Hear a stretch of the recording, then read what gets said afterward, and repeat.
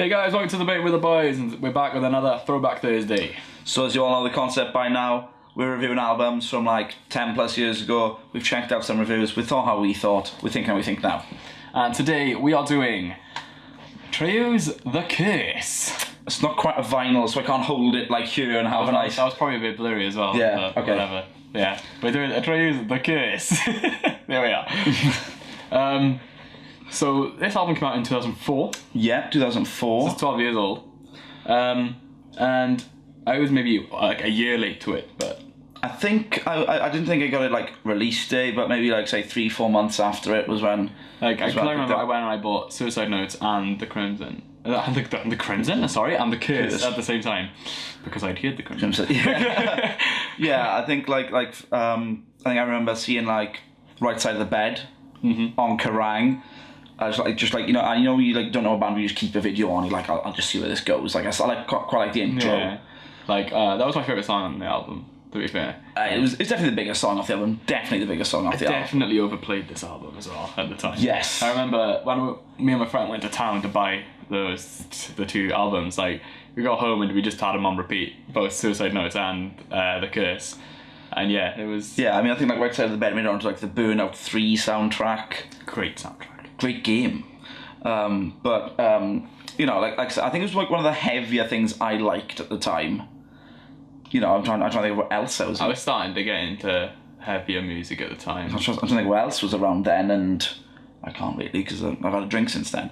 But around then, 2004, Trivium was around then. I remember liking Still Remains because somebody said they sounded like Atreyu, and I was like, oh, that'll be good then. I was digging like Alkaline Trio and stuff like that at the time. Blink. Yeah. But back to the album. Yeah, because it's very poppy compared to the first album. It's a lot like more hooks and songs. Yeah, Brandon Sala comes into it, the drummer who does the vocals. He comes into it a lot more on this album. Yeah. Like we reading a review from Punk News, the website, and like he was saying how like he loved Suicide Notes, Muff Like Kisses. You know, he saw a little sticker saying on the front that like Atreyu's the perfect voice of metalcore right now. And he's like, oh yeah, I can't agree with that. And he's looking forward to this album. And he was saying how he almost thought some songs were identity crisis, almost. Because it went like as if they became very manufactured between those two albums. You know what I mean? It was like they all went for the extreme emo look. Yeah. Like even on the picture on the back of the album, they're all got their black shirts and red ties on. I don't know if you can see it. I'll try. Probably not. Probably not. But yeah, they essentially look like Three Cheers for Sweet Revenge, My Chemical Romance minus the makeup. Yeah. Or American Idiot. Yeah. I remember seeing like the video for Right Side of the Bed, you know, Dan Jacobs there with his bloody like green blood dripping guitar kind of thing. Oh my god, yeah, he had that like he had his like signature razor blade with the blood on it. Yeah. I was like, oh my. I remember thinking it was cool as hell. I think it was with his headband though. He had his headband on. Yeah. So the reviews were mixed. Yeah, very mixed reviews. Either love it or hate it, or love it or thought it was okay.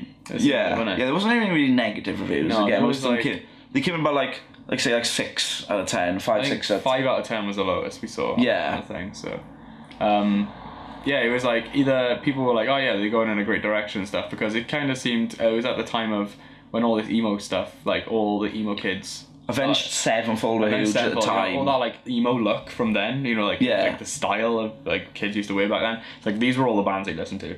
You know what I mean? And they obviously copied their style and stuff, and they kind of like the forerunners for it essentially. Yeah, them and like Avenged Sevenfold, I would say. Yeah, definitely. Those were ones. They kind of brought this like half kind of Swedish sound with like In Flames and to a lesser extent The Haunted. Like I made it a bit more like mainstream, a bit more accessible. You know, I suppose being American, obviously you've got bigger resources than some of these smaller Swedish bands. Yeah, but you know, it was back when labels used to push you as well.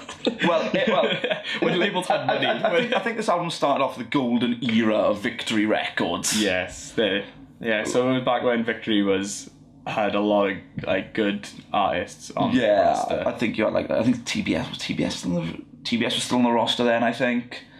Aiden were due to drop. There was actually the double disc for this album had an introduction to Aiden. Yeah. So Aiden were due to drop. I think like Silverstein were there. Yeah, so really good time for emo music, I guess. And now when I look back on it, it's like, I like the singles still, kind of. It's like a nostalgia thing. I like the singles. I wouldn't sit down and listen to it on my own. I'm like the first like 4 or 5 tracks I could jam easily. I always remember the first time me and my friend listened to it was like the Crimson, and we were both pissing ourselves because of we were just joking about the Crimson Chin from Fairly Odd Parents. Oh right, yeah. I mean, like when you listen back to that song, and within like the first 3 lines, he's referenced The Cure and Anne Rice, who writes a lot of vampire like stuff. It's like very Nostradamus kind of. Yeah, it's kind of like, oh, let me throw in all these references to like vaguely gothic things that are popular.